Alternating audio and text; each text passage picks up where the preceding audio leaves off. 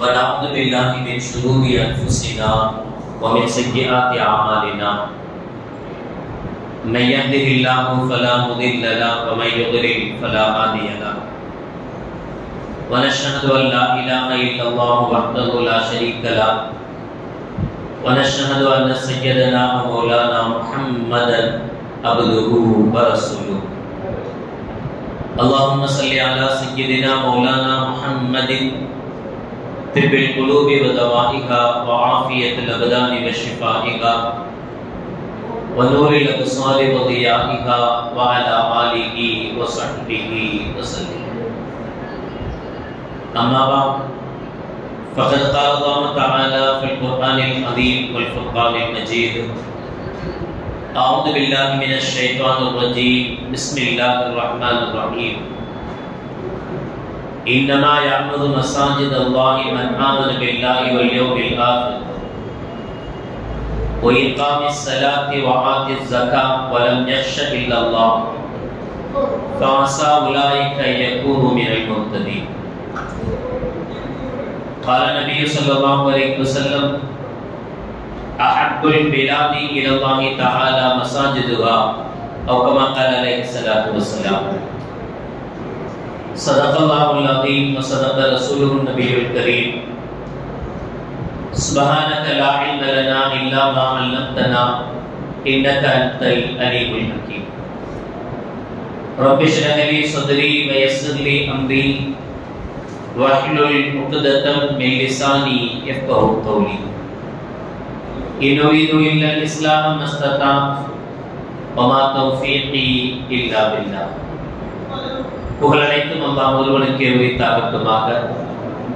ஸலாத் என்னும் கருணையும் சலாம் என்னும் ஈடேற்றம் ஈருலக சர்தார் எம்பெருமானார் ரசூலே கரீம் ஸல்லல்லாஹு அலைஹி வஸல்லம் அவர்கள் மீதும் அவருடைய அடிச்சுவடுகளை கடுகளவும் பிசகாது வாழ்ந்து வந்த உத்தம சத்திய சஹாபாக்கள், தாபீஈன்கள், தபா தாபீஈன்கள், நபிமார்கள், வலிமார்கள், ஷஹீதுகள் மற்றும் நம் அனைவர்கள் மீதும் ஏனைய இஸ்லாமியர்கள் மீதும் என்றென்றும் நிலவட்டுமாக. ஆமீன். அல்ஹம்துலில்லாஹ். அல்லாஹ்வுடைய பெருங்கிருபையினால் புனிதமான அவனுக்கு மிகவும் விருப்பமான பள்ளி வாயிலில் அவன் சந்தோஷப்படுகிற நேரத்தில் தருணத்தில் அல்லாஹ் நம்மை ஒன்று கூட்டியிருக்கிறார். இன்று இந்த சபையில் ஒன்று கூட்டி அல்லாஹ் நாளை மறுமையில் ஜன்னத்துல் ஃபிர்தௌஸ் என்னும் மேலான சொர்க்கத்தில் கண்மணி நாயகம் ரசூலுல்லாஹி ஸல்லல்லாஹு அலைஹி வஸல்லம் அவர்களோடு ஒன்றிணைந்து வாழும் பாக்கியத்தை அல்லாஹ் நம் அனைவர்களுக்கும் நசீபாக்கி தருவானாக. ஆமீன். இந்த பக்கம் இருக்கிறவங்க இந்த பக்கம் வந்துட்டா வர்றவங்க எல்லாமே பள்ளியாசல் நிறைஞ்சிச்சு. அப்படியே அங்கே இருந்துக்கிறாங்க. இங்க பாருங்க காலியா இருக்காங்க. திருப்பி வாங்க. வெளியில நிக்கிற எல்லாரும் உள்ள வாங்கம்மா. டீ குடிக்கிறவங்க மட்டும் இருக்கணும். வெளியில ஃபுல்லா கூட்டம் நிக்குது. பள்ளியாசலுக்குள்ள யாரையும் உள்ள வந்து உள்ள உள்ள இங்க பாருங்க காலியா இருக்கு. எது பாருங்க. மாஷா அல்லாஹ். அல்ஹம்துலில்லாஹ்.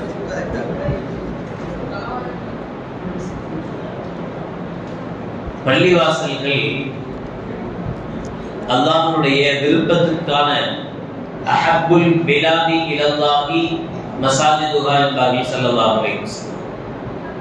அல்லாஹ்வுக்கு ரொம்ப பிடித்தமான இடம் பள்ளிவாயல்கள், பள்ளிவாசல்கள்.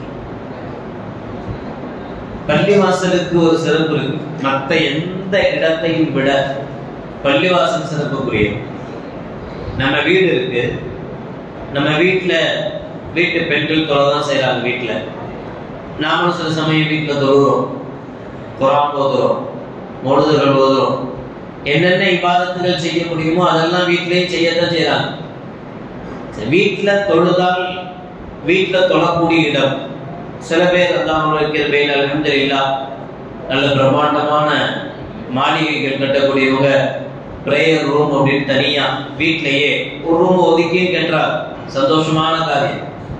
அந்த பிரேயர் ஹால் மஸ்ஜிதா அந்த வீடுகளில் தொழுகிறோமே அந்த தொழுகைக்கும் அதற்கும் பள்ளிவாசல்ல தொழக்கூடிய இந்த தொழுகைக்கும் பெருத்த வித்தியாசம் இருக்கு, பெரிய வித்தியாசம் இருக்கு. பல மடங்கு நன்மைகளை அதிகமா தரக்கூடியது பள்ளிவாசல்ல 2 ரக்காத் தொழுவது. ஏன், என்ன காரணம்? அதுவும் பில்டிங் தான், வீடும் இதுவும் பில்டிங் தானே. அப்படின்னா அந்த பில்டிங்கு வீடு தான், பள்ளி இல்லை. அதுல எவ்வளவு தொழுதாலும் சரி, நம்ம வீட்டு மாடியில மொட்டை மாடியில ஒரு ஷெட்டு போட்டு 5 வேளை தொழுகை நடக்குது, தராவிகை நடக்குது, எல்லா தொழுகையும் வச்சுட்டோம். அது வீடா பள்ளிவாசலா? வீடுதான். பள்ளிவாசல் சொல்ல மாட்டோம். செல்போன் இருக்கு, செல்போன்ல 30 ஜுஸ்வையும் குரானையும் ஏற்றி வச்சிருக்கிறோம் உள்ளுக்குள்ள. இப்பெல்லாம் மோஸ்ட்ல குரானை பார்த்து ஓதுறவங்களை விட ஓதுறவங்க கூட செல்போன்ல ஓதுறவங்க அதிகமாயிட்டாங்க. குரானே இருந்தாலும் சரி, குரான் எடுத்து ஓதுறது இல்லை, செல்போன்லயே தட்டி விட்டா எல்லாம் வந்து எல்லாமே அதே பார்த்துக்கலாம். சரி, செல்போனுக்குள்ள குரான் இருக்குல்ல, 30 ஜுஸும் இருக்கு, குரான் ஃபுல்லா இருக்கு, அதை பார்க்க ஓதுறோம்ல, இதுக்கு பேர் குரானா செல்போனா?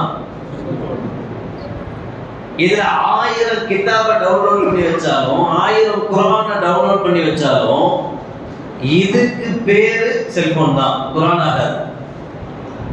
குரானுக்கு பேர் தான் குரான். 30 ஜுஸு இருக்கிற, எடுத்து பார்க்கிற, அதைத்தான் குரான் சொல்லுவோமே தவிர இதை குரான் சொல்ல முடியாது. அதே மாதிரி பள்ளிவாசல்கள் அப்படியே தனிப்பட்ட முறையில கட்டி பள்ளி வாயில்களா இருக்கிறதுக்கு பேர் தான் பள்ளிவாசல். வேற எந்த இடத்துல எவ்வளவு தொழுகை நடந்தாலும் சரி அது பேர் பள்ளிவாசல் இல்லை, அது பள்ளிவாசல் சொல்றோம். தொழுவிடம் சொல்லுவோம், முசல்லா அப்படின்னு சொல்லுவாங்க அரபுகள்லாம். அரபு நாட்களா இருக்கும், அங்கங்க போற இடத்துல எல்லாம் எங்க வேணாலும் தொழுவலாம். தொழுவுற இடத்துக்கு பேர் முசல்லா, தொழக்கூடிய இடம், அவ்வளவுதான். பள்ளிவாசல் கிடையாது, மஸ்ஜிதுகள் கிடையாது. ஏன் இந்த மஸ்ஜிதுக்கு அவ்வளவு பெரிய சிறப்பு அப்படின்னா, அல்ஹம்துலில்லாஹ் இந்த இடத்துல இந்த பள்ளிவாசல என்னைக்கு ஒரு ஜமாத்தார்கள் ஒன்று சேர்ந்து, கூட்டம் ஒன்று சேர்ந்து சிரமத்துக்கு மத்தியில கஷ்டப்பட்டு இந்த இடத்தை வாங்கி இது பள்ளிவாசலுக்கு என்று வக்ஃபு செஞ்சாங்களோ அந்த நேரத்துல இருந்து கியாமத் வரைக்கும் இது பள்ளிவாசல் தான்.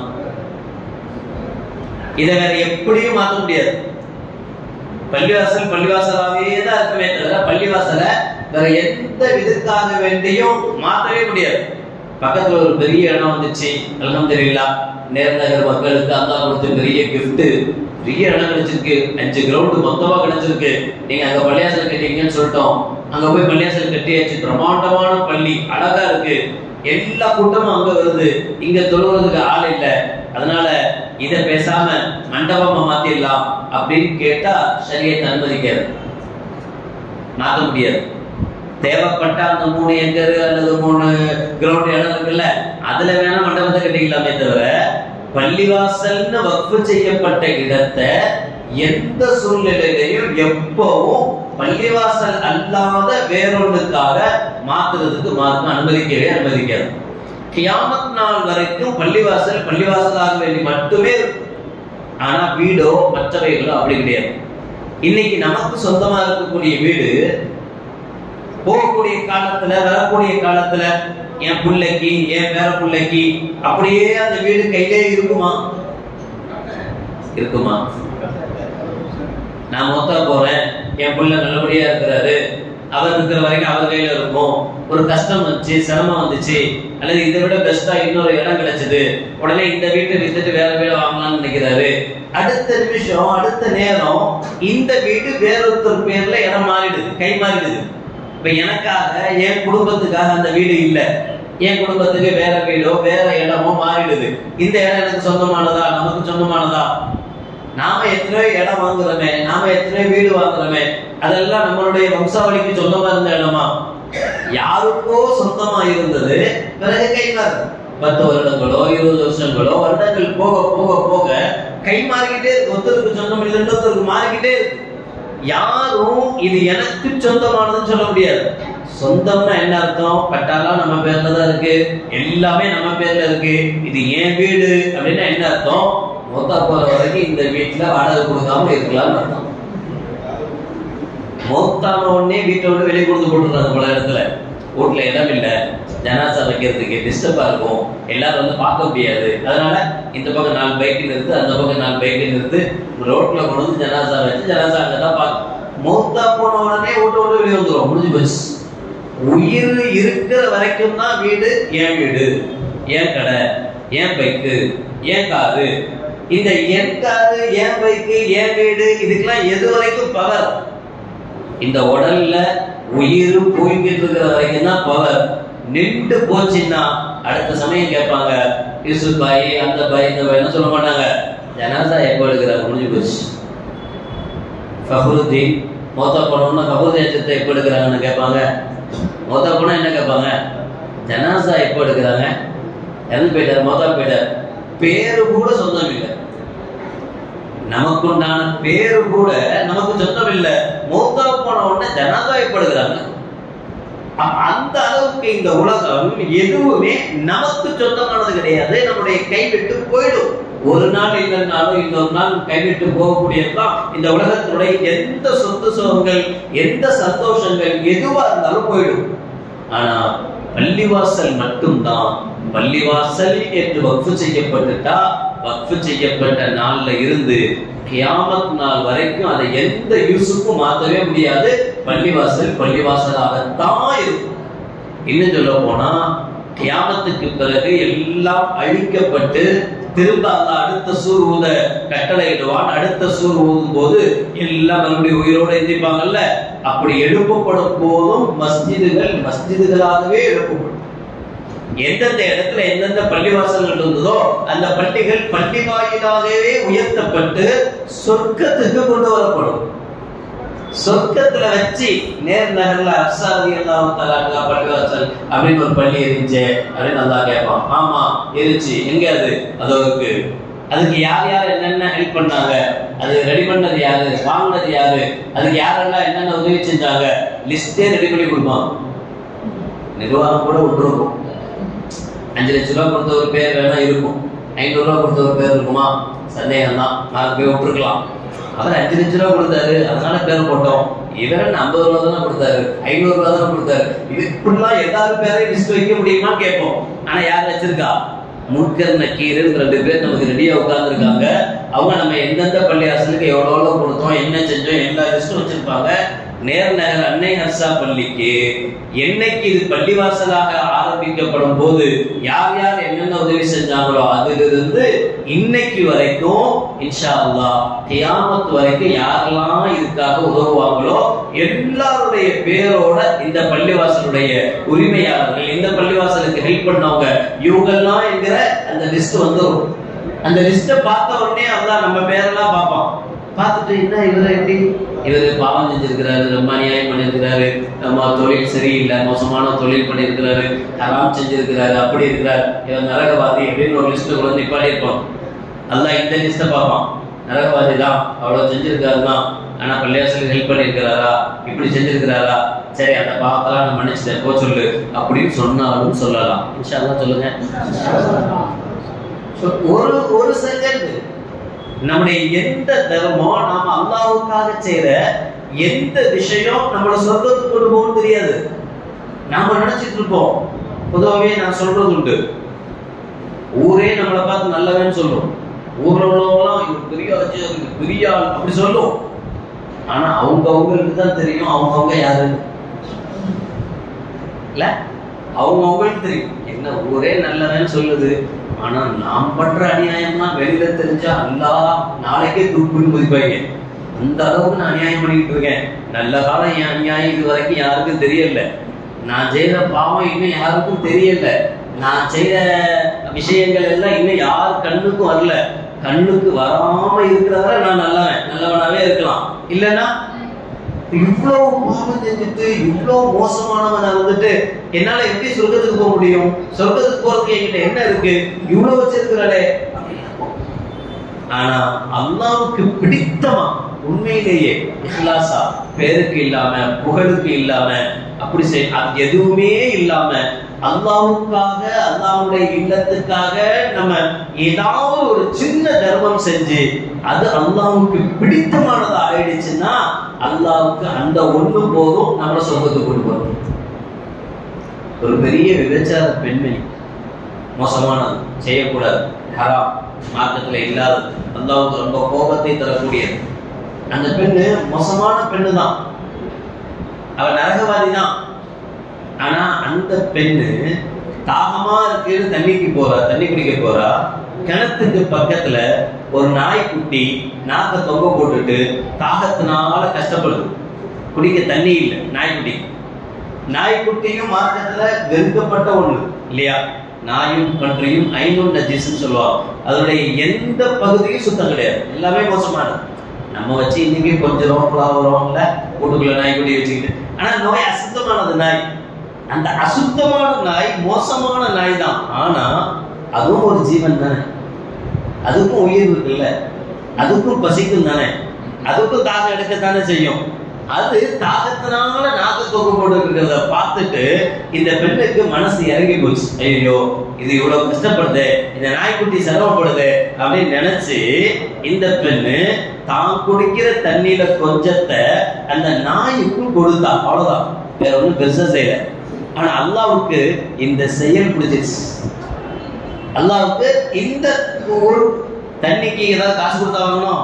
கிணத்துல இருந்த தண்ணியை எடுத்து நாய்க்குட்டி கொஞ்சம் ஊத்தணும், அவ்வளவுதான். ஊத்தி அந்த நாய்க்குட்டி அதை குடிச்ச உடனே ஒரு சந்தோஷம் வருது. நாய்க்குட்டி சந்தோஷமா கத்துது இல்ல, அந்த கத்தல் தான் ஆமீன், அந்த கத்தல் தான் நமக்கு துவா. இது அல்லாவுக்கு பிடிச்சு அல்லாஹ் என்ன செஞ்சுட்டான், இவ்வளவு பாவம் செஞ்சவளா இருந்தும் கூட அந்த பாவத்தை பத்தி எல்லாம் அல்லாஹ் கேர் பண்ணவே இல்லை. விடு அதெல்லாம் செஞ்சது போட்டு, எனக்காக இந்த பெண் இந்த வேலையை செஞ்சால, ஆமா சொர்க்கத்துக்கு அனுப்பிட்டான் அல்லாஹ். நம்முடைய எந்த இப்போ அல்லாஹ்வுக்கு பிடிக்காத ஒண்ணுக்கு ஹெல்ப் பண்ணாலே, உதவி செஞ்சாலே அல்லாஹ்வுக்கு இவ்வளவு சந்தோஷம் வருதுன்னா, அல்லாஹ்வுக்கு பிடித்தமான இடம் மஸ்ஜிது, அதுக்கு உதவியாளர்களாக இருந்தா, அதற்கு உதவி செய்யக்கூடியவர்களாக இருந்தா அல்லாஹ் சும்மா விட்டுருவானா? இப்ப நம்ம சாதாரணமா ஒருத்தர் இன்னொருத்தருக்கு ஹெல்ப் பண்றாரு, உதவுறாரு, அதை பார்த்துட்டு நாம சந்தோஷப்படுறோம். அன்னை தெரசா அப்படின்னு சொன்னா யாரா இருந்தா, மதம் கடந்து ஜாதி கடந்து எல்லாம் கடந்து அன்னை தெரசா அப்படின்னா ஒரு மரியாதை வருது, நமக்கு ஒரு மதிப்பு வருது. அந்த அம்மா நல்லவங்க. எவ்வளவு தொழுநோயாளிகள் பக்கத்துல கூட யாரும் வர்றதுக்கு அஞ்சுவாங்க. கேன்சர் பேஷண்ட் வீட்டுல உள்ளவங்களே வச்சுக்க மாட்டேங்கிறாங்க, தனி ரூம் கொடுத்து ஒதுக்கி வச்சிருக்காங்க, தனி தட்டு தனி கிளாஸ். கேன்சர் வந்துச்சுன்னா ஒதுக்கி வச்சிருக்காங்க. வீட்டுல உள்ள பெத்த புள்ள பார்க்கறதுக்கு தயார் இல்லை, யாரும் தயார் இல்லை. வீட்லயே ஒதுக்கி வச்சோம்னா இருந்து வாழக்கூடிய வாழ்க்கை. ஆனா அப்படிப்பட்ட தொழுநோயாளிகளை எல்லாம் ஒண்ணு சேர்த்து அவங்களுக்கு ஹெல்ப் பண்ணி உதவி, ஒரு தாயன்போடு அந்த அம்மா நடந்துகிட்டதை நினைக்கும் போது, மதம் கடந்து ஜாதி கடந்து எல்லாம் கடந்து மனிதாபிமான அடிப்படையில அவங்க நல்லவங்க அப்படின்னு சொல்றோம்ல, நம்ம சந்தோஷமா சொல்றோம்ல. யாருக்கும் ஹெல்ப் பண்ண, நமக்கு ஹெல்ப் பண்ணாங்க, நல்லா பாதுகாக்கட்டும். நமக்கு ஹெல்ப் பண்ணல, யாருக்கோ ஹெல்ப் பண்ணது இல்லையா, யாருக்கோ உதவி செஞ்சது, யாருக்கோ ஹெல்ப் பண்ணது நமக்கு எப்படி இருக்கு, அவ்வளவு சந்தோஷத்தை தருது. அப்ப நமக்கே ஒருத்தர் ஹெல்ப் பண்ணா எப்படி இருக்கும், நமக்கே ஒருத்தர் உதவுனா அவரை நம்ம விட்டு கொடுப்போமா? நம்ம மறக்கவே மாட்டோம் அவரை. நான் எவ்வளவு கஷ்டப்பட்டேன் தெரியுமா, வாழ்க்கையில எவ்வளவு அடிபட்டவன் தெரியுமா, அவர் மட்டும் அன்னைக்கு எனக்கு ஹெல்ப் பண்ணாம விட்டுருந்தா நான் இன்னைக்கு எப்படியோ போயிருப்பேன், நல்லா பாதுகாக்கணும். அவர் அன்னைக்கு உதவுனாரு, அவர் கடையில எனக்கு வேலை போட்டு தந்தாரு, அவருடைய வேலைக்காரரா என்ன வச்சுக்கிட்டாரு. இன்னைக்கு அல்ஹம்துலில்லாஹ் நான் சொந்த கடை வச்சு வியாபாரம் பண்றேன்னா அதுக்கு அவர் தான். என்னைக்கும் நமக்கு ஹெல்ப் பண்ணா நம்ம மறப்போமா? அல்லாஹ் யாருக்கோ உதவி செஞ்சதுக்கு எல்லா பாவத்தையும் மன்னிச்சு அவங்க சொர்க்கவாதியா மாத்தலாம் அப்படின்னா, அல்லாஹ்வுக்கே உதவி செஞ்சா அல்லாஹ்வுக்கே உதவி செய்ய முடியுமா? அல்லாஹ் பாதர், அல்லாஹ் தான் நமக்கு தந்திருக்கான். நம்மள்கிட்ட இருக்கக்கூடிய சொத்து சுகம் காசு பணம் இதெல்லாம் யார் கொடுத்தா நமக்கு? அவங்க கொடுத்தது. அல்லாஹ் தான் நமக்கு தந்திருக்கான். நாம அல்லாஹ்வுக்கு கொடுக்க முடியுமா? முடியும்னு சொல்றான் அல்லாஹ். என்ன சொல்றான்? நாம அல்லாஹ்வுக்கு ஹெல்ப் பண்ண முடியும், நாம அல்லாஹ்வுக்கே கொடுக்க முடியும் அப்படிங்கிறான். அது எப்படி கொடுக்கிறது? அல்லாஹ் சொல்றான், நாளை மறுமை நாள்ல நம்மளை கொண்டு நிறுத்தும் போது அல்லாஹ் நம்மள்ட்ட கேட்பான், நான் உன் வீட்டுக்கு வந்தனே, எனக்கு ரொம்ப பசியா இருக்கு, எனக்கு சோறு கொடுங்க அப்படின்னு நான் உங்ககிட்ட கேட்டனே, நீ எனக்கு சோறே தரலையே அப்படின்னு என்ன செய்வான்? அல்லாஹ் நம்மள்ட்ட கேட்பான்.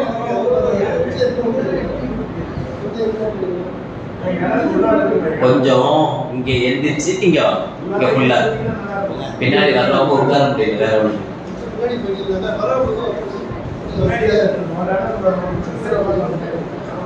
பள்ளிவாசலே எப்படிப்பட்டது அப்படின்னா பாக்குறதுக்கு தான் அப்படி தெரியும், சின்னது மாதிரி இருக்கும்.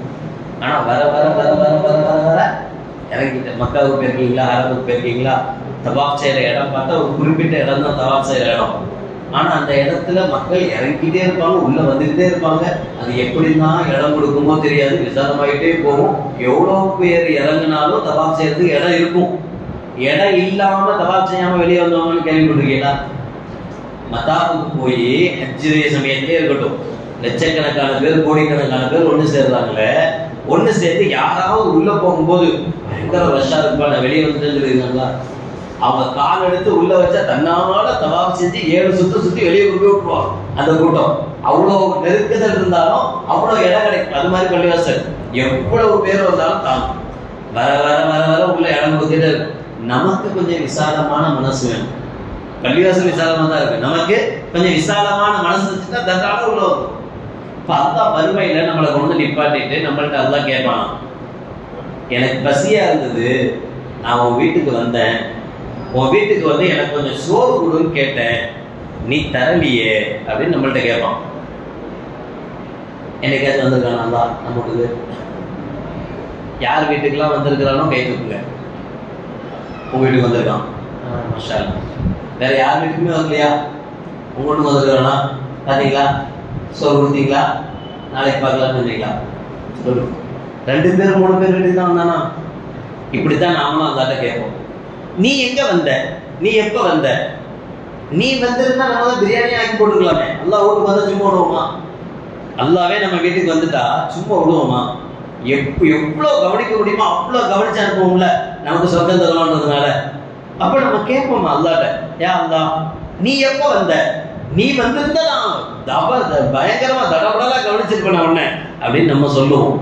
அப்ப அல்லாஹ் சொல்லுவானா, ஒரு ஏழை உன் வீட்டு வாசலுக்கு வந்து எனக்கு பசிக்குது சோறு கொடுங்க அப்படின்னு கேட்டானா, அது அப்பப்போ அதுதான் செய்யறாங்க. எவ்வளோ மிஸ்கீன்கள் வர்றாங்க, எவ்வளோ ஏழைங்க வர்றாங்க, பாய் பாய் சொல்லிட்டே தான் இருக்கிறாங்க, கூப்பிட்டுட்டே தான் இருக்கிறாங்க. அல்லாஹ் சொல்லுவான், அவனுக்கு நீ சோறு கொடுத்திருந்தா அங்க என்ன பார்த்துருக்க. அதனாலதான் ஏழைகளின் சிரிப்பில் இறைவனை காணலாம்னு சொன்னாங்கல்ல. ஒரு ஏழையினுடைய சந்தோஷம், ஒரு ஏழையினுடைய சிரிப்பு யாருக்கு கொடுக்கிற தர்மம்? அல்லாஹ்வுக்கு கொடுக்குற. நம்ம சோறு கொடுக்கறது பிச்சைக்காரருக்கு சோறு போடல, நம்ம ஏழைக்கு தர்மம் பண்ணல. வரவங்க போறவங்க எல்லாம் அசிங்கமானவன் அருவருப்பானவன் ஐயோ அப்படி இல்லை. நாம அவனுக்கு கொடுத்தாலும் யாருக்கு கொடுக்குறோமா? அல்லாஹ்வுக்கு கொடுக்குறோமா? திரும்ப அல்லாஹ் கேட்பானா, நான் ரொம்ப தாகமா இருக்குன்னு உங்க வீட்டுக்கு வந்தேன், எனக்கு கொஞ்சம் தண்ணி கொடுன்னு உங்ககிட்ட கேட்டேன், நீ தண்ணியே கொடுக்கலையே அப்படின்னு அல்லாஹ் சொல்லுவோம். நம்ம கேட்போம், அல்லாஹ் உனக்கு தான் தாகமே எடுக்காத, நீ தாகம் எடுக்குதுன்னு வந்திருந்தா நான் தான் ஜூஸே கொடுத்துருப்பேன் அப்படின்னு நம்ம கேட்போம். அப்ப அல்லாஹ் சொல்லுவானா, உன் வீட்டுக்கு ஒரு ஏழை வந்தானா, ஏழை வந்து எனக்கு தாகமா இருக்குன்னு சொன்னானா, அவனுக்கு தண்ணி கொடுத்திருந்தா அங்க நீ என்ன பார்த்திருப்ப. 3வது தான் கேட்பானா, நான் உடம்பு சரியில்லாம பக்கத்திலே படுத்திருந்தேன், நீ ஒரு நாள் கூட என்ன வந்து நல்லா இருக்கீங்களா, உடம்பு எப்படி இருக்கு விசாரிக்கவே இல்லையே அப்படின்னு அல்லாஹ் கேட்பானா. மனுஷன் கேட்பான், யா அல்லாஹ் நீ எல்லா நோயிலிருந்தும் நீ பரிசுத்தமானவன், சுப்ஹானல்லாஹ், நீ எந்த குறையுமே இல்லாதவன், நீ உனக்கு எப்படி நோய் வரும், நீ எப்படி உடம்பு சரியில்லாம ஆவ அப்படின்னு கேட்பான். கேட்டவொடனே அல்லாஹ் சொல்லுவானா, உன் பக்கத்து வீட்டுல ஒருத்தர் உடம்பு சரியில்லாம படுத்திருந்தாரு, அவரை போய் பார்த்தியா, எப்படி இருக்கிறாருன்னு கேட்டியா, அவரை போய் பார்த்திருந்தா அவர்கிட்ட எப்படி இருக்கேன்னு கேட்டிருந்தா அங்க நீ என்ன பார்த்திருப்ப. அப்ப அல்லாஹ்வுக்கு நாம சோறு கொடுக்க முடியுமா? முடியும். அல்லாஹ்வுக்கு நாம தண்ணி கொடுக்க முடியுமா? முடியும். அல்லாஹ்வை நம்ம நோய் நல விசாரிக்க முடியுமா? முடியும். யாருக்கு செய்யணும்? இருக்கிற அடியார்களுக்கு, இருக்கிறவங்களுக்கு நாம செய்கிற உதவி அல்லாஹ்வுக்கு செய்கிற உதவி. அதனாலதான் அல்லாஹ் ஜல்லஷானஹு வ தஆலா எனக்கு நீங்க உதவி செஞ்சா நான் உங்களுக்கு உதவி செய்யறேன்னு சொல்றான். யன்சுருக்குமுல்லாஹு, நீங்கள் எனக்கு நீங்கள் உதவி செய்தால் நான் உங்களுக்கு உதவி செய்வேன். அல்லாஹ்வுக்கு எப்படி உதவி செய்யறது? இப்படி. சரி, அடுத்தவங்களுக்கு செய்கிற ஸல்லல்லாஹு அலைஹி வஸல்லம் சதகாலே சொல்லுவாங்க, நீங்க ஒரு ஏழைக்கு கொடுக்கிற பணமா இருக்கட்டும், காசா இருக்கட்டும், அல்லது தர்மமா எந்த தர்மமாக இருந்தாலும் அது அந்த ஏழையினுடைய கையில் படுவதற்கு முன்பு அல்லாஹ் அதை கை நீட்டி பெற்றுக் கொள்கிறான்றாங்க ஸல்லல்லாஹு அலைஹி வஸல்லம். நம்ம கொடுக்கும் போது என்னவோ பிச்சைக்காரனுக்கு போடுற மாதிரி தான் தெரியுது. ஆனா நம்ம போடுறத யார் வாங்கிக்கிறாங்க முன்னாடியே, அது 50 பைசா இருந்தாலும் சரி, 1 ரூபாயா இருந்தாலும் சரி, மதிப்பில்லாத காசா இருந்தாலும் சரி, யார் சந்தோஷமா வாங்குறா?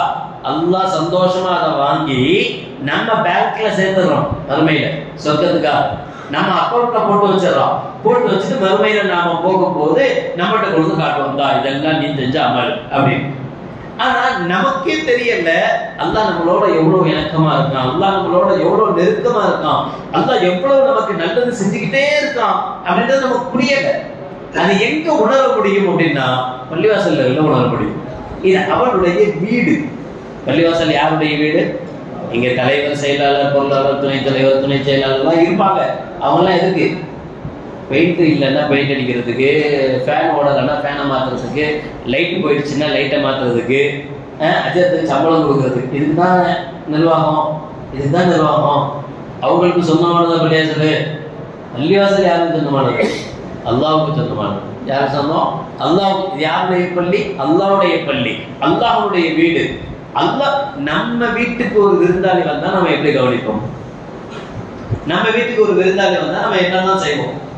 ஸல்லல்லாஹு சொல்றாங்க, பள்ளிவாசலுக்குள் நாம வந்தா துயூஃபுல்லாஹ், அல்லாஹ்வுடைய விருந்தாளிகள் நாம எல்லாம். அல்லாஹ்வுடைய விருந்தாளி. அல்லாஹ்வுடைய வீட்டுக்கு வந்தா அல்லாஹ் கவனிக்காம விடுவானா? அல்லாஹ். ஆனா நமக்கு தெரியாது. நம்ம பாட்டுல உள்ள ஒரு ஓரன்றக்கா தொழுவோம், போயிடுவோம். யாராவது ஜூஸ் கொடுக்குறாங்க தொழுதான் இன்னைக்கு மட்டும் கொடுக்கலாம், டீ கொடுப்பாங்க. இன்னைக்கு தெரப்பி டீ கொடுப்பாங்க, அது போகும்போது பிரியாணி கொடுப்பாங்க, அதெல்லாம் இருக்கும். நாளைக்கு அசல் தொழுவ வந்தா யாராவது டீ கொடுப்பாங்களா? ஜூஸ் கொடுப்பாங்களா? டீ கொடுக்கிற மாதிரி ஜூஸ் கொடுக்கிற மாதிரி தெரியாது. ஆனா அல்லாஹ் கொடுக்குறான். எத்தனை தடவை பள்ளிவாசலுக்குள்ள வந்து தொழுகிறோமோ, எத்தனை தடவை பள்ளிகளுடைய தொடர்பு நமக்கு வருதோ, அப்பெல்லாம் அல்லாஹ் நமக்கு கிஃப்ட் தந்துகிட்டே இருக்கிறான்.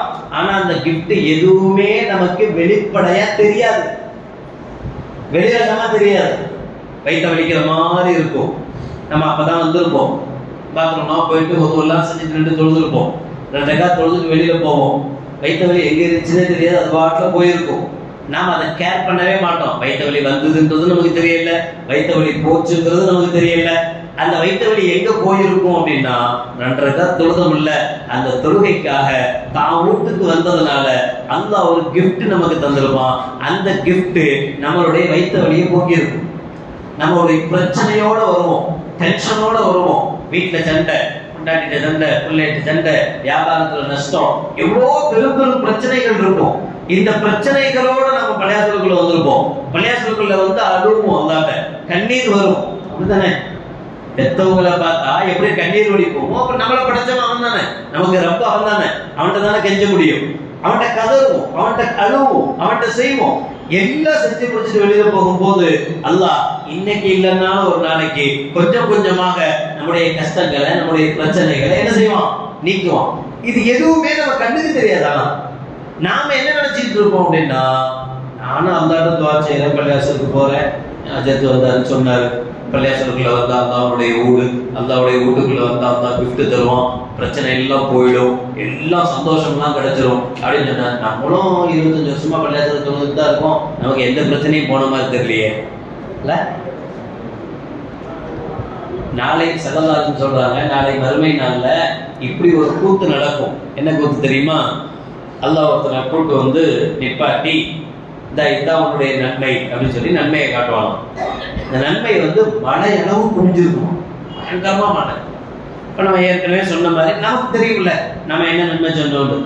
அப்ப அல்லாட்ட நம்ம சொல்லுவோமா, யாரெல்லாம் இது ஏன் நன்மை இல்லை, ஏதோ இன்ஷியல் மாதிரி வந்திருக்கும் போல தெரியுது, ஏதோ அட்ரஸ் மாதிரி வந்துருச்சு, நான் இவ்வளவுதான் நன்மை செய்யல, ஏன் நன்மை இவ்வளவுலாம் தாங்காது, நான் எவ்வளவோ பாவம் செஞ்சிருக்கேன், எனக்கு நீ தர்றதா இருந்தா பாவத்தினுடைய மழையா தான் தருவே தவிர நன்மையுடைய மழை இருக்காது, இவ்வளவுலாம் நான் தரவே இல்லை, இதெல்லாம் எனக்கு கிடைக்கவே இல்லை, நான் செய்யவே இல்லைப்பா. அல்லாஹ் அப்ப கேட்பானா, அப்படியா நீ செய்யாததா? ஆமா. இடம் மாதிரி இருந்துச்சா? ஆமா. உலகத்துல இருக்கும்போது நீ என்கிட்ட யாருதான் எனக்கு அதை கொடு, யாருதான் எனக்கு இதை கொடு அப்படின்னு கேட்டியா? ஆமா, முட்டி முட்டி கேட்டேன். நெத்தியெல்லாம் காய்ச்சி போச்சு, சஜிதா அடையாளம்லாம் வந்துச்சு. நல்ல இபாதத்தான மனுஷன் இவரு. என்ன இருக்கு சஜிதாவுடைய அடையாளம்னா அந்த அளவுக்கு பாயில போட்டு தேய்லாம் தேய்ச்சி கேட்டேன். யாருலாம் எனக்கு சொந்த வீடு வேணும், சொந்த கார் வேணும், சொந்த சம்பாத்தியம் வேணும், நல்லா இருக்கணும், குழந்தை பாக்கியம் இல்லை, குழந்தை வேணும், ஆண் குழந்தை இல்ல, இப்படி எவ்வளோ கிட்ட கேட்டிருக்கேன். எங்க தந்த அப்படி போனோம். அப்பா தான் சொல்லுவானா, நீ எவ்வளவு துவா செஞ்சியோ இந்த பள்ளிக்குள்ள வந்து அல்லாஹ்வுக்கு முன்னாடி எதுக்கு இதை கட்டி வச்சிருக்கணும்? அல்லாஹ் வணங்குறதுக்கு. அல்லாஹ் வணங்குறதுக்கு நம்ம அல்லாஹ் வணங்கினோம்னா அல்லாஹ் ஏதாவது பெருசா உயரத்துல போறானா? நம்ம தேவைக்கு கட்டி வச்சிருக்கோம்.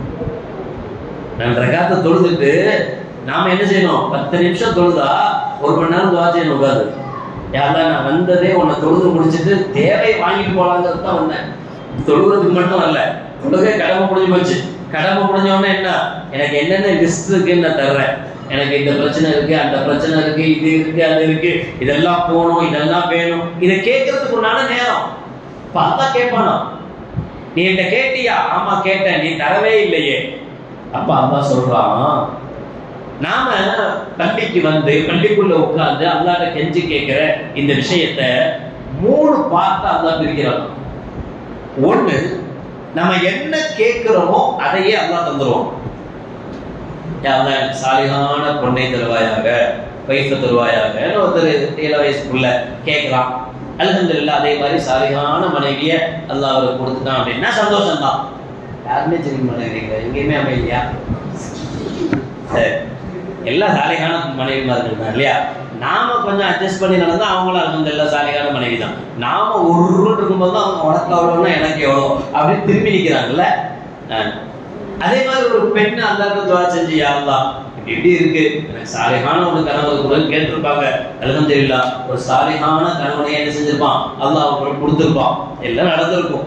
சில சமயம் கேட்பேன், அல்லாஹ் கல்யாணத்துக்கு பின்னாடி அது கொஞ்ச நாள் 6 மாசம் 7 மாசம் ஆனாலே போகும், சுத்தி இருக்கிறவங்க எல்லாம் கேட்க ஆரம்பிச்சிருவாங்க, விசேஷம் இல்லையா, சும்மாதான் இருக்காதா, அந்த படாத பாடுபடுத்த, யா அல்லாஹ் எப்படியாவது ஒரு பிள்ளையாவது கொடுத்துரு, இதுங்க வாயை அடைக்க முடியல அப்படின்னு கெஞ்சிருப்போம், கேட்டிருப்போம். அல்லாஹ் அல்ஹம்துலில்லாஹ் அந்த குழந்தை பாக்கியத்தை நமக்கு தந்திருப்போம், குழந்தை கிடைச்சிருக்கும்.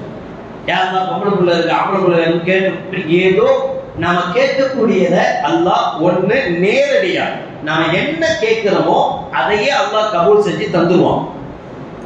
ஒருவேளை அப்படி தரலைன்னா அல்லாஹ் என்ன செய்வானா, சில சமயம் நாம எப்படின்னா நமக்கு எது நல்லது நமக்கே தெரியாது, நாம நல்லதுன்னு நினைச்சு கேட்போம், அது கெட்டதா போயிடும். லவ் பண்ணி கல்யாணம் பண்ணிக்கிறாங்கல்ல, அதெல்லாம் பாருங்களேன். மோஸ்ட்லி லவ் பண்ணும் போது கல்யாணத்துக்கு முன்னாடி அப்பா என்ன பேச்சுக்கிறீங்க, பெட்ஷீட் போட்டு பேசுறாங்க, விடிய விடிய பேசுறாங்க, ட்ரெயின்ல போனா பேசுறான், நீ ஆபீஸ்ல இருப்ப நான் அப்புறம் சரி உன்னை விட எனக்கு என்ன வேலை பேசுமா நீ அப்படி கொஞ்சம் கூட என்னென்ன பேச்சு என்னென்னலாம் பேசுறான். அதுக்கு முன்னாடி அவன் ரூட்டே தனி, அவளுக்கு அவ பேரை பச்சை குத்திக்கிறான், அவ பேரை கேட்டாலே ஆனந்தமா இருப்பான், இப்படிலாம் இருக்கிறான். எப்ப கல்யாணத்துக்கு முன்னாடி லவ் பண்ணும்போது, கல்யாணம் முடிஞ்சு கொஞ்ச நாள் புஷ்ஷாடு ஒண்ணுமே இல்லாம போயிடுது. அப்ப இவன் தான் கேட்கிறான், யா அல்லாஹ் ஆயிஷான்னு ஒரு பொண்ணு பக்கத்து வீட்டுல இருக்கா, அவ எனக்கு ரொம்ப பிடிக்கும், எனக்கு அவளையே நீ கட்டி கொடுத்துரு அப்படின்னு கேட்பான். அல்லாவும் சரி ஆயிஷா தான் வேணுமா அப்படின்னு பக்கத்து வீட்டு ஆயிஷாவே அல்லாஹ் கல்யாணம் பண்ணி கொடுத்துருவான். கல்யாணம் பண்ணி கொடுத்த பின்னாடி ஒரு 5 மாசம் 6 மாசம் 1 வருஷத்துக்கு அப்புறம் பிரச்சனைன்னு வரும்போது, யா அல்லாஹ் இந்த ஆயிஷா இப்படிப்பட்டவன் உனக்கு தெரியுமில்ல, எனக்கு ஏன் கட்டி கொடுத்த அப்படின்னு கேட்பான். அப்ப அல்லாஹ் திரும்ப கேட்பான், நீ தானே கேட்ட, எனக்கு வேணும் வேணும் வேணும் நட பிடிச்சது நீ தானே, எனக்கு இந்த பொண்ணு தான் வேணும் நீ தானே கேட்ட, நான் தான் கேட்டேன், அது கேட்டிருக்க கூடாது. யா அல்லாஹ் எனக்கு எங்க அத்தா 5000 ரூபாய்க்கு தான் போன் வாங்கிட்டு வந்துருக்கிறாரு, அவன் தான் ஐபோன் வச்சிருக்கான், யாரும் எனக்கு ஐபோன் தான் வேணும் வந்து கேட்கறான். சரி ஒருவேளை அல்லாஹ் ஓகே பண்ணி சரி போடா அப்படின்னு உனக்கு ஐபோன் அப்படின்னு ஐபோனே வாங்கி கொடுத்துட்டான். ஐபோன் வாங்கி போய் 1 வாரத்துல கீழே போட்டு டவுன்லோட் போட்டு உடைச்சிட்டான். உடைச்ச உடனே நினைப்பான், சார் நம்ம ஐபோன் வாங்கி இருக்க கூடாது, 1 லட்ச ரூபா வீணா போச்சே, 50,000 ரூபா வீணா போச்சே, இதே ஒரு 5000 ரூபா போனா இருந்தா போனா போது தொலைஞ்சிட்டு போது வேற வாங்கிருக்கலாம்ல, நமக்கு இது செட் ஆகாது அப்படின்னு எப்ப புரியுது, பட்ட பின்னாடி புரியுது. படுறதுக்கு முன்னாடி நாம என்ன நினைக்கிறோம், இதுதான் எனக்கு பெஸ்ட், எனக்கு இதுதான் வேணும், எனக்கு இதுதான் தேவை அப்படின்னு நம்ம அல்லாஹ்ட்ட இது வேணும்னு சொல்லி கேட்கிறோம். அப்ப அதனால அல்லாஹ் என்ன செய்யறானா, சில சமயம் நாம அல்லாஹ்ட்ட ஒன்று கேட்க அல்லாஹ்வுக்கு தெரியும் இவனுக்கு இது கொடுக்க கூடாது, இவன் கொடுத்தா செட் ஆக மாட்டான், இவனுக்கு இது கிடைக்க கூடாதுன்றதுனால அல்லாஹ் அதை தரமாட்டானா. அல்லாஹ் அதை தராம வேறொரு நல்லது நமக்கு நடக்க வேண்டியது இருக்குமா, அல்லது ஒரு கெட்டது நடக்க வேண்டியது அல்லாஹ் தடுத்துருவான், ஒண்ணுமில்லாம ஆக்கிடுவான். உதாரணத்துக்கு நாம ஒரு 50,000 ரூபா 1 லட்சம் ரூபா கேட்கணும்னு வச்சுக்கோமே. யாரெல்லாம் புது வருஷம் பிறந்திருக்கு 2025, யாரெல்லாம் என் மேல கொஞ்சம் கருணை செய்வாயாக, இந்த ஜனவரி மாசத்துல எப்படியாவது 1 லட்சம் ரூபா ப்ராஃபிட் பார்த்துருந்தோம் அப்படின்னு நம்ம அதால கேட்டோம்.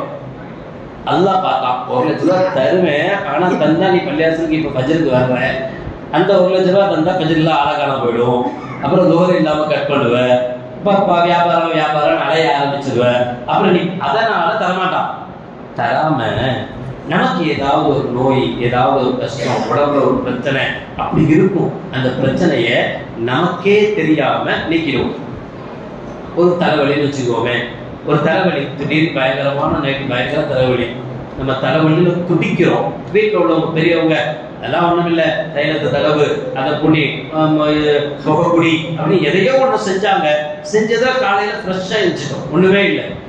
இதே அந்த டைம்ல தலைவலியில என்னால தாங்க முடியல, உடனே நான் ஆஸ்பத்திரிக்கு போய் தான் ஆகணும் அப்படின்னு ஒரு 24/7 ஆஸ்பத்திரிக்கு போய் நம்ம தலையை கொடுத்திருந்தா தலையை எடுக்கிற வரைக்கும் விடமாட்டான் டாக்டர், அப்படிதானே? அப்பவே பில்லை போட்டு தீட்டிடும். உள்ள கொண்டு போய் வைக்கும் போது 50,000 ரூபாய் கேட்டுட்டு உள்ள வந்த பின்னாடி அந்த டெஸ்ட் இந்த டெஸ்ட் இந்த டெஸ்ட் எல்லாம் 1.5 லட்சம் ரூபாய் ஆயிப்போச்சு, முடிஞ்சு போச்சு. எல்லாம் முடிஞ்சு நல்லா தான் இருக்கு தலை, எதுவுமே பிரச்சனை இல்லை அப்படின்னாலும் ஒரு சிடி ஸ்கேன் எடுத்துக்கிட்டா பெட்டர் அப்படின்பாரு. அதான் ஒண்ணுமே இல்லையே, வேற எது சிடி ஸ்கேன் எடுத்துட்டா நல்லது, ஃப்ரீ ஆயிடும் அப்படின்பாரு. அதுக்கு ஒரு 10,000 ரூபாய் 20,000 செலவு. இப்படி 1.5 லட்சம் ரூபாய் செலவாயிருக்க வேண்டியதை அல்ஹம்துலில்லாஹ் மாஷா அல்லாஹ் அசத் வந்துட்டாங்க. வாங்க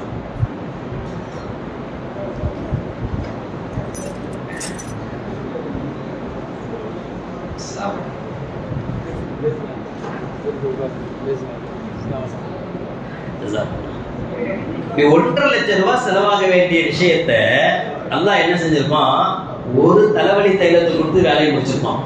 இப்ப நம்ம என்ன நினைச்சுக்குவோம், நான் 1 லட்சம் ரூபாய் அல்லாஹ்ட்ட கேட்டேனே இந்த ஜனவரில கிடைக்கணும்னு, வரலையே வரலையே வரலையே நினைச்சிட்டு இருப்போம். ஆனா அல்லாஹ் ஒண்ணுக்கு 2 லட்சம் ரூபாயை திருப்பி தந்திருக்கான். அது நமக்கு தெரியுமா? தெரியாது. இப்படி பல விஷயத்துல நாம எதை சரின்னு நினைக்கிறோமோ அது நமக்கு தப்பா இருக்கும், எதை தப்புன்னு நினைக்கிறோமோ அது சரியா இருக்கும். விலங்குகள்லாம் இருந்துதான், அதை வச்சு அந்த கூப்பிட்டு கேட்டான், யார் யாருக்கு என்னென்ன ஆசை இருக்கு சொல்லுங்க அப்படின்னு. ஒவ்வொன்றும் ஒவ்வொரு ஆசையும் சொல்லிச்சு. அப்ப இந்த சிகப்பா சின்னத எறும்பு இருக்குல்ல, கடி எறும்பு, அந்த எறும்புக்கு ஒரு ஆசையா.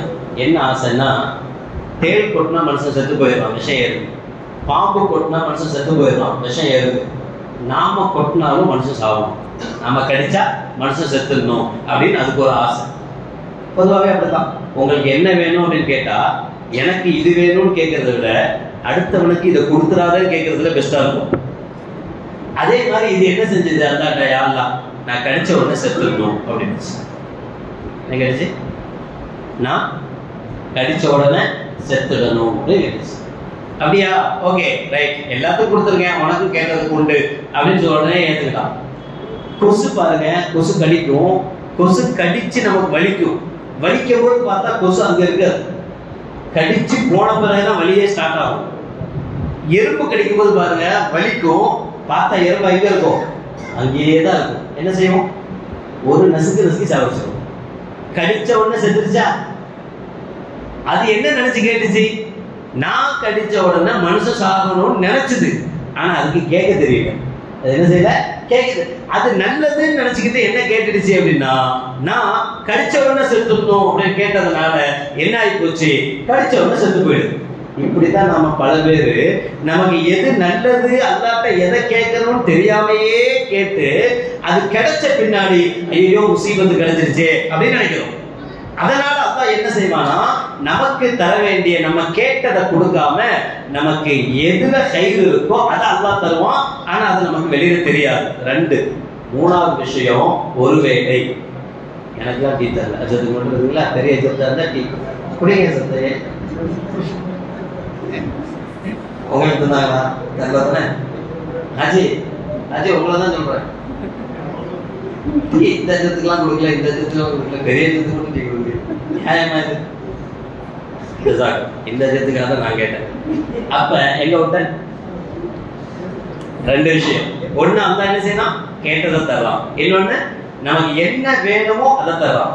மூணாவது ஒரு விஷயம் சொல்றான், ஒருவேளை நாம துஆ செஞ்சோம் அல்லாஹ் தரல, நமக்கு எது தேவையோ அதையும் அல்லாஹ் கொடுக்கலன்னா, மூணாவதா எவ்வளவு நேரம் உட்கார்ந்து நம்ம துஆ செய்யறோமோ அவ்வளவு நேரத்துக்கு உண்டான நன்மையை நம்ம கணக்குல எழுதிடுறாங்க. எழுதிட்டு நாளைக்கு மறுமையில என்ன செய்வானா, இதெல்லாம் நீ துஆ செஞ்சல அந்த டைமுக்கு உண்டான நன்மைன்னு சொல்லி காட்டுவானோ. சொல்லிட்டு அல்லாஹ் கேட்பான் இவனை பார்த்து, இப்ப சொல்லு இது ஓ நன்மையா இல்லையா? ஏன் நன்மை? எவ்வளோ நாள் என்னென்ன நான் கேட்டேன், ஒண்ணுமே நீ தரலையே அப்படியே கேட்டேன். அப்ப நம்ம துஆ செஞ்சது அல்லாஹ்ட்ட வந்து உட்கார்ந்து கதறது அழுதது அதுக்குண்டான பலன் நமக்கு எப்ப தெரியுது? மறுமையில தெரியும், வீணாகாது. இப்போ பள்ளிவாசல் நமக்காக, பள்ளிவாசல்ல வந்து நாம நம்முடைய பிரச்சனைகளுக்காக நம்மளுடைய கஷ்டங்களுக்காக அல்லாஹ்ட்ட கதற வேண்டிய அழ வேண்டிய இடம். யார்கிட்டயோ நம்முடைய கஷ்டங்களை சொல்லி ஒன்னும் ஆக போறது இல்லை. அல்லாஹ்ட்ட சொன்னா மட்டும்தான் அல்லாஹ் அதுக்கு உண்டான நிவர்த்தி என்ன செய்யறான், செஞ்சு கொடுக்கிறான். அப்போ புனிதமான இந்த இடத்துல, புனிதமான இந்த நேரங்கள்ல நாம அல்லாஹ்விடத்தில் உட்கார்ந்து அல்லாஹ்ட்ட நம்ம கேட்கும் போது அதுக்குண்டான பலன்கள் நமக்கு கிடைக்கும். அதனாலதான் இந்த காலங்கள்ல ரொம்ப அவசியம் பள்ளிவாசல்கள். ஏன்னா இன்னைக்கு நமக்கு தேவை பிரச்சனையற்ற வாழ்வு, சந்தோஷமான வாழ்வு, நிம்மதியான வாழ்வு. இதுக்குதான் உலகமே அலையுது. நிம்மதி இல்லாம தான் துடிக்குது. அந்த நிம்மதியை முழுசா கொடுக்கக்கூடிய இடம் பள்ளிவாசல்கள் மட்டும்தான், பள்ளிவாசல்கள் மட்டும்தான். அல்லாஹ் சுப்ஹானஹு வ தஆலா இந்த பள்ளிவாசல் மூலமாக சுற்று வட்டாரத்தில் இருக்கக்கூடிய எல்லா மக்களுக்கும் அல்லாஹ் வரக்கத் செய்வானாக. எல்லா விதமான வளங்களையும் நலன்களையும் அல்லாஹ் தந்தல் புரிவானாக. இந்த பள்ளியினுடைய வரக்கத்தால் நம்முடைய பாவங்களை அல்லாஹ் மன்னித்தல் புரிவானாக. இந்த பள்ளியினுடைய வரக்கத்தால் நம்முடைய கடன் தொல்லைகளை அல்லாஹ் நீக்குவானாக. இந்த பள்ளிவாசலுடைய வரக்கத்தால் நமக்கு சந்தோஷங்களையும் கைர்களையும் அல்லாஹ் தந்தல் புரிவானாக. வாஹிரு தஅவானா அல்ஹம்துலில்லாஹி ரப்பில் ஆலமீன். அஸ்ஸலாமு அலைக்கும் வரஹ்மத்துல்லாஹி வபரகாத்துஹு.